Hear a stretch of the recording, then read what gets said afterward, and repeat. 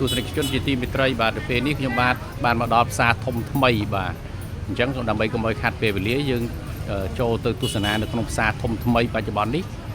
តែនៅផ្សារធំថ្មីគឺមានលក់អ្វីខ្លះបាទមុខទំនិញអ្វីខ្លះជាពិសេសគឺលក់មាសអញ្ចឹងសូមបងប្អូនទស្សនិកជនទាំងអស់អញ្ជើញទស្សនាទាំងអស់គ្នាជាមួយខ្ញុំបាទសូមអញ្ជើញបាទសួស្តីប្រិយមិត្តនេះជាទស្សនវិជ្ជានៅផ្សារធំថ្មីបាទយើង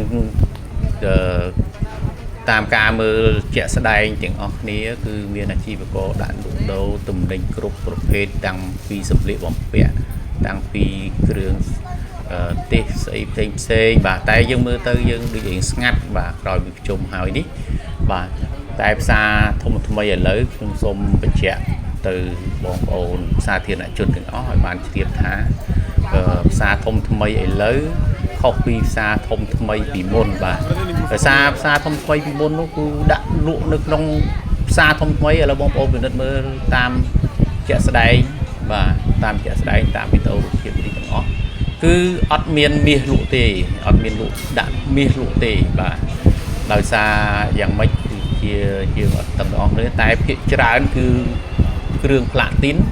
និងគ្រឿងកាឡៃបាទជាក់ស្ដែងនេះយើងបានប្រឌិតយកវីដេអូរូបភាពនេះហើយក៏បងប្អូនអាជីវករមួយចំនួនក៏គាត់តាមការឆ្លើយនៅអ្វីដែលគាត់ឆ្លើយប្រាប់ខ្ញុំបាទដោយសារថាមាសឥឡូវគេយកទៅបើកជាហាងធំដាក់លក់ផ្សេងកន្លែងផ្សេងវិញបាទហើយនៅក្នុងនេះគឺមានតែគ្រឿងផ្លាទីនឬក៏គ្រឿងកាឡៃតែប៉ុណ្ណោះបាទនៅក្នុងផ្សារធំថ្មីទាំងមូលនេះបាទអញ្ចឹងទស្សនវិជ្ជាទាំងអស់នេះគឺការថតយកតាមវីដេអូនិងរូបភាពជាក់ស្ដែងហ្នឹងគឺខ្ញុំចង់បង្ហាញទៅបងប្អូនពុកម៉ែសាធារណជនទាំងអស់ឲ្យបានជ្រាបបាទគឺផ្សារធំថ្មីឥឡូវមិនដូចផ្សារធំថ្មីពីមុនទេបាទអញ្ចឹងផ្សារធំថ្មីឥឡូវនេះគឺមានបងប្អូនអាជីវករយើងដាក់លក់គ្រឿងអលង្ការតែអត់មានដាក់លក់មាសទេពុកម៉ែបងប្អូនប្រិយមិត្តទាំងអស់ឲ្យបានជ្រាបបាទគឺអត់មានទេមានតែគ្រឿងអលង្ការដូចជាគ្រឿងផ្លាទីន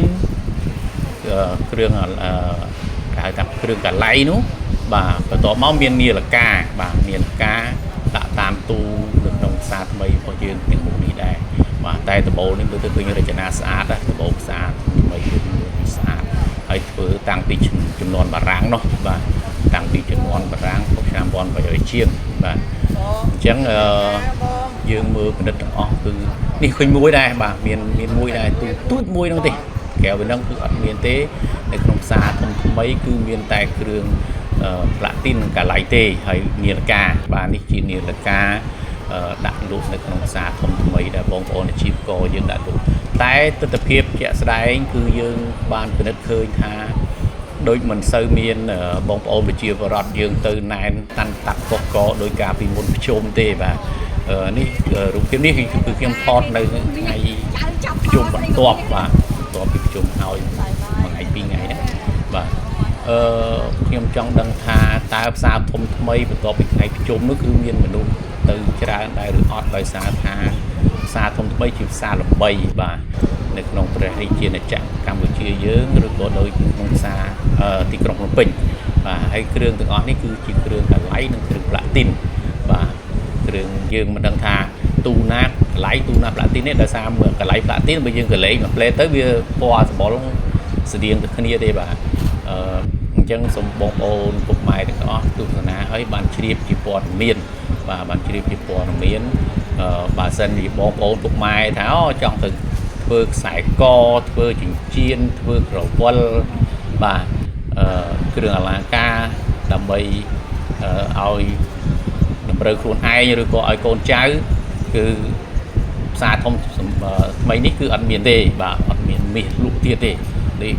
ដោយការពីចំនួន8ជាងទស្សវត្ស80 90ឬក៏2000ជាងមានតែក្រោយមកទៀតនេះគឺអត់មានទេបាទ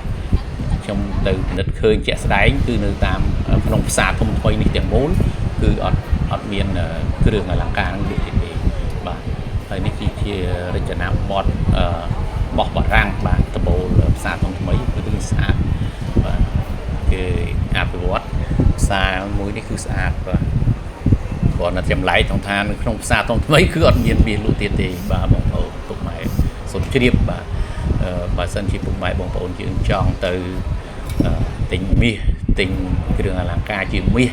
và từ được không xa trong mấy cứ ọt miền tây và miền tây nằm bấy chếp chỉ bỏ miền mà sống tục máy bông bầu người ta thomได้เลยนี่คือเมียนห้าง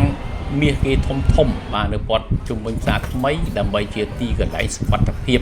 và tại đầu bờ đạn của nông xã trong dây thao bia mình miền vật đặc biệt và chẳng anh chị có dưỡng còn đại tam tẻ bình tam tẻ miền vật đặc biệt chiên và với được nông xã thông mấy vì hiện viên là vâng món trong dây thao và miền Tây hai cả là trâu rồi cam lon nuôi chọi nó cứ nghề và hay đi rồi trên tình hiệp lại đủ sầm điệu một vẹn được không xa không mấy này chẳng sông bông ôn phục mai từng off đây mình từng off control nơi là tập hóa bọc mai dương tiếng off và đối chia sầm điệu một vẹn với chân nặng con và hay phục mai bông ôn và dân trong tinh sầm điệu một vẹn xây sông chơi từ xa không mấy mà từ miền cà điệp cho màn sát và xa không mới miền chọn miền cà điệp cho màn sát này và chẳng nơi bên đi nhiều bạn của bạn